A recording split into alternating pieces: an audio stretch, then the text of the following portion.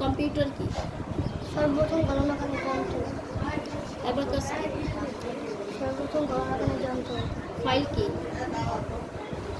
তথ্য ও ছবি জমা রাখা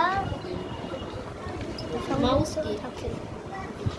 তথ্য ও কমান্ড দেওয়ার ডিভাইস। ল্যাপটপ কি?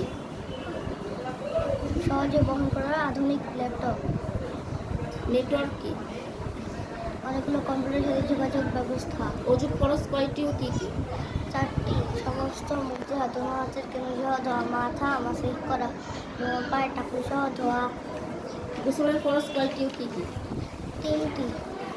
কুলি করা, নাকে পানি দেওয়া, সমস্ত শরীর ভালোভাবে ধৌত করা।